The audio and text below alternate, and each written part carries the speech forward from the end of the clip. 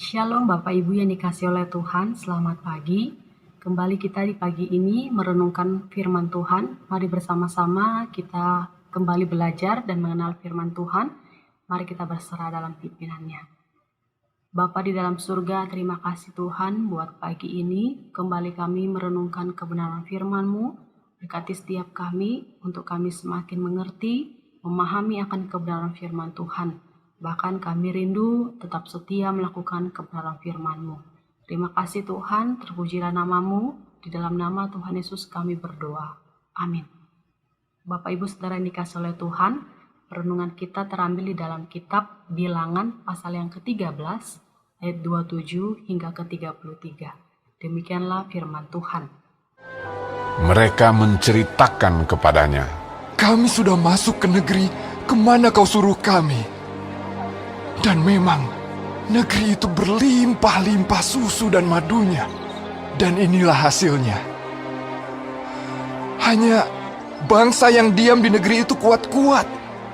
Dan kota-kotanya berkubu dan sangat besar. Juga keturunan Enak telah kami lihat di sana. Orang Amalek diam di tanah Negeb. Orang Het, orang Yebus, dan orang Amori diam di pegunungan. Orang Kanaan diam di sepanjang laut dan sepanjang tepi sungai Yordan."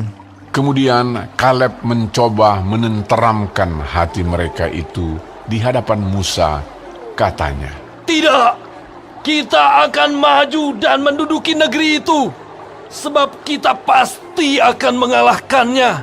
Tetapi orang-orang yang pergi ke sana bersama-sama dengan dia berkata, "Kita tidak dapat maju menyerang bangsa itu, karena mereka lebih kuat daripada kita." juga mereka menyampaikan kepada orang Israel kabar busuk tentang negeri yang diintai mereka dengan berkata, "Negeri yang telah kami lalui untuk diintai adalah suatu negeri yang memakan penduduknya. Dan semua orang yang kami lihat di sana adalah orang-orang yang tinggi-tinggi perawakannya. Juga kami lihat di sana orang-orang raksasa, orang Enak yang berasal dari orang-orang raksasa. Dan kami lihat diri kami seperti belalang. Dan demikian juga mereka terhadap kami." Demikianlah pembacaan firman Tuhan. Bapak Ibu Saudara yang dikasihi oleh Tuhan, ini adalah cerita ke-12 pengintai. Sebelum bangsa Israel masuk ke tanah Kanaan, tanah yang Tuhan sudah janjikan kepada mereka, Dia mengirim 12 mata-mata atau pengintai yang ditugaskan oleh Musa untuk mengintai tanah Kanaan itu. Dan mereka pergi melihat orang-orang di situ, dan mereka mendapati orang-orang raksasa yang tinggi perawakannya, dan mereka mulai membandingkan dengan diri mereka seperti belalang yang kecil, yang rendah, yang tidak ada apa-apanya dibandingkan dengan mereka. Bukankah hal ini terjadi dalam hidup ini? Seringkali kita tidak senang melihat orang lain mendapat lebih dari kita. Seperti cerita berikut ini, ada satu cerita di mana dia diberi 3 kali permintaan. Tetapi setiap hari dia ambil satu permintaan, tetangga sebelahnya akan mendapat 2 kali lipat dari apa yang dia dapat. Jadi misalnya kalau dia minta uang 1 juta, tetangga sebelahnya akan mendapat 2 juta dibanding dari dia. Karena hati orang ini hati yang cukup jahat, sehingga dia tidak mau tetangganya mendapat lebih dari apa yang dia dapat. Akhirnya apa yang terjadi dalam kehidupannya? Di akhir permintaannya dia meminta untuk memotong tangannya sebelah kiri. Sehingga tetangga sebelahnya juga mendapat kedua-dua tangannya akan dipotong. Kalau dipikir-pikir, hal ini bukankah merugikan dirinya sendiri? Hanya karena dia tidak senang melihat orang mendapat lebih daripadanya. Memang ini respon sosial yang terjadi di sekitar kita ketika orang lain lebih sukses dan mendapat lebih dari apa yang kita dapat. Kenapa hal ini terjadi? Karena kita gagal fokus terhadap apa yang sudah Tuhan berikan bagi kita. Kita tahu bahwa setiap orang mendapat berkat masing-masing dari Tuhan, sehingga kita sering gagal fokus terhadap apa yang Tuhan sudah berikan bagi kita. Bahkan ketika bangsa Israel bangsa yang Tuhan pimpin sendiri, yang Tuhan tolong sendiri, bahkan Tuhan memberikan janjinya kepada mereka, dan mereka pergi melihat ke tanah itu. Lalu mereka mulai membandingkan dengan diri mereka sendiri dibandingkan dengan mereka, orang-orang raksasa, dan mereka lebih memilih untuk tidak melawan mereka.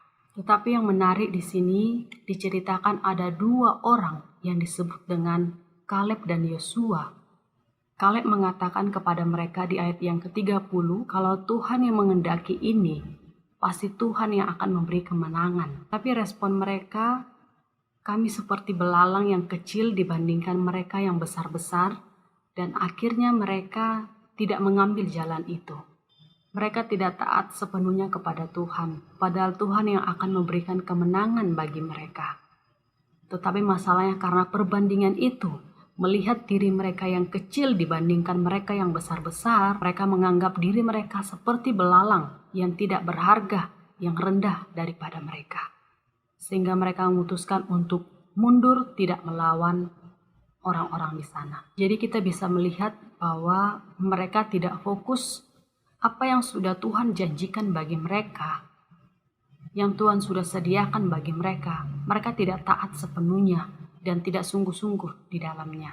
Kenapa orang seringkali gagal fokus terhadap apa yang Tuhan sudah berikan bagi mereka? Karena kebanyakan orang terlalu fokus bukan kepada dirinya sendiri, tetapi kepada orang lain. Melihat orang lain yang lebih sukses, yang lebih mendapat lebih daripada dia. Sehingga lupa pada dirinya sendiri. Memang membandingkan tidak selalu salah. Ada cara membandingkan yang berarah kepada positif. Misalnya, kalau dia bisa, kenapa saya tidak bisa? Sehingga ada motivasi yang mendorong diri untuk berusaha melakukannya supaya bisa. Mari kita belajar dari kebenaran firman Tuhan ini untuk tetap fokus terhadap apa yang Tuhan sudah berikan bagi kita. Kemana fokus kita sekarang dalam hidup ini? Apakah kepada diri kita sendiri? Atau kepada orang lain, melihat orang lain yang lebih sukses daripada kita, yang mendapat lebih dari apa yang kita dapat. Kiranya Tuhan memberkati kita, menolong kita melakukan kebenaran firman Tuhan ini. Amin. Mari kita berdoa. Bapa di dalam surga, terima kasih buat kebenaran firman Tuhan, kembali mengingatkan kami, untuk kami tetap fokus terhadap apa yang Tuhan sudah sediakan, sudah berikan bagi kami di dalam hidup kami masing-masing. Tuhan pimpin kami untuk kami boleh tetap setia melakukan kebenaran firman Tuhan dalam hidup ini. Terpujilah nama Tuhan, di dalam nama Tuhan Yesus kami berdoa. Amin.